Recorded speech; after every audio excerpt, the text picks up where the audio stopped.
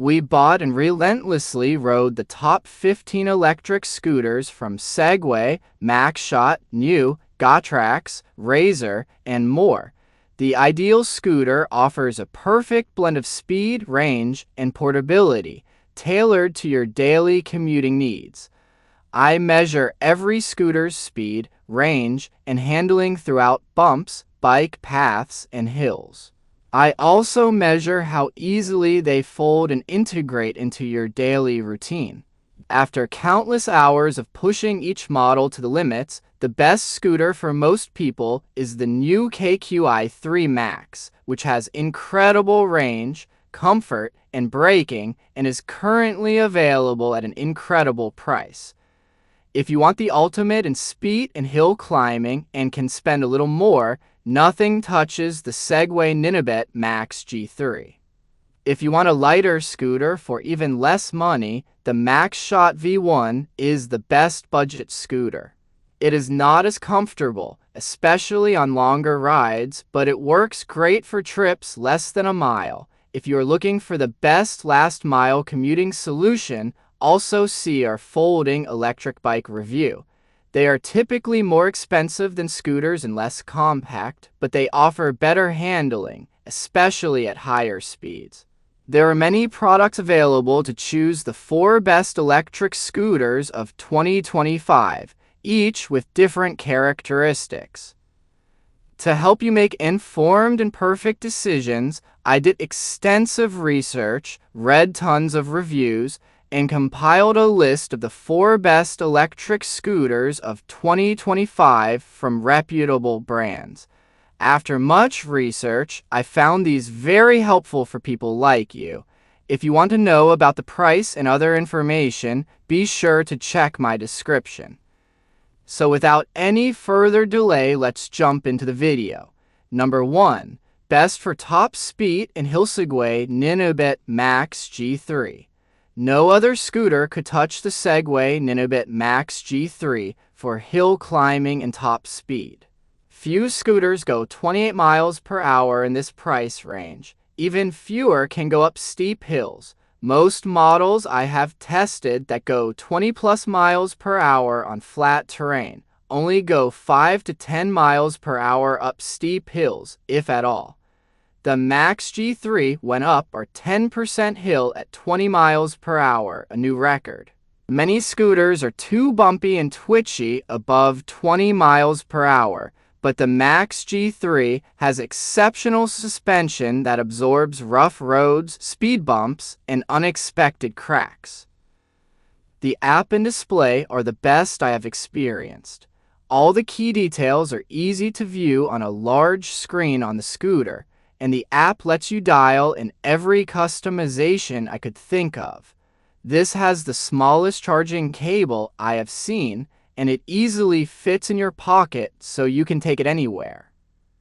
Charging time is relatively fast, 3.5 hours for such a large battery, and it can be sped up with a second charger cable, sold separately. It comes with Apple's Find My, which lets you quickly see the scooter's location anytime it is turned on and near another Apple device. While I love boost mode, it drains the battery fast. I weigh 170 pounds, and in boost mode at 28 miles per hour, I could only go 12 to 15 miles, much shorter than Segway's claimed range. I could go 25 miles if I limited the speed to 20 mph, which is good but short of the claimed range. Most other premium scooters go further. There is no cruise control, which I didn't mind, but most other scooters offer this feature. Finally, this scooter is quite heavy and bulky.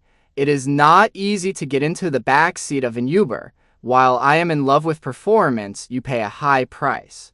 You must love the hill climbing and top speed to avoid a more affordable option like the new KQi3.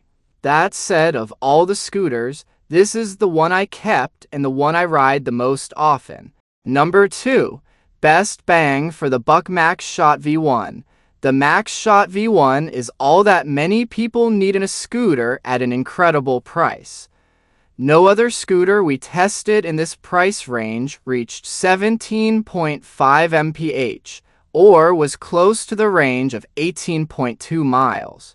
As one reviewer on our team noted, while I prefer cruising at 19 to 22 mph, 17.5 mph is acceptable on my daily commute if I am going less than 2 miles.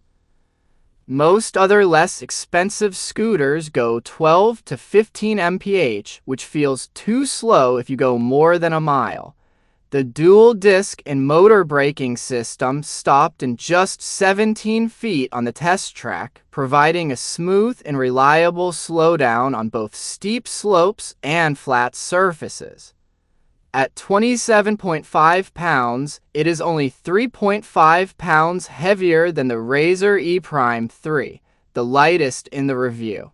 But the Razor had a much shorter range and was hundreds of dollars more expensive.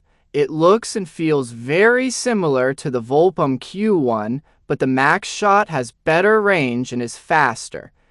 The main downside to this scooter is the solid tires. You feel every little bump, whether a sidewalk transition or just going across paver stones. I could feel every jolt riding over uneven pavement. It was rough with those solid tires. I felt fatigued after a while on the poor pavement. Most scooters at the Maxshot price point have solid tires that, while more durable, are less able to absorb impacts than pneumatic tires. While the Maxshot has many attractive features during our hill climbing tests, the scooter slowed down dramatically on a 10% grade hill, which generally separates the lower-end scooters from the higher-end models. One tester noted, "I slowed to 5 miles per hour on that hill, which is not faster than my walking pace. It is more powerful than many cheap scooters, but its 350-watt motor can't compete for power and speed with the 500 to 900-watt competition. If you have hills around you, you will slow down to 5 to 10 miles per hour. Anything steeper than 10% and you have to kick." The Maxshot V1 MAX is a more expensive version with a 500W motor and a bigger battery. However, if you pay more than $430, we recommend the Gatrax G4. Number 3. Best range is Segway Ninebot Max G2. The Segway Ninebot Max G2 has a substantial 34.4-mile range and a high test track speed of 21.4 miles per hour. It takes on hills that nearly all other scooters can't touch. When speeding downhill, the dual braking system automatically limits your descent speed. I was amazed at how effortlessly it powered up steep slopes and kept me in control going down.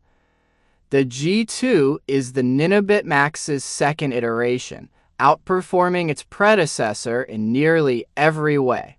The best feature of the Max G2 is the buttery smooth ride. It has 10-inch self-healing pneumatic tires and a dual suspension system that rides over uneven terrain, better than any scooter in our test suite. One tester noted, "What bumps, what cracks," while taking this scooter out over our pothole-riddled road course, an applause and testament to the overall ride comfort.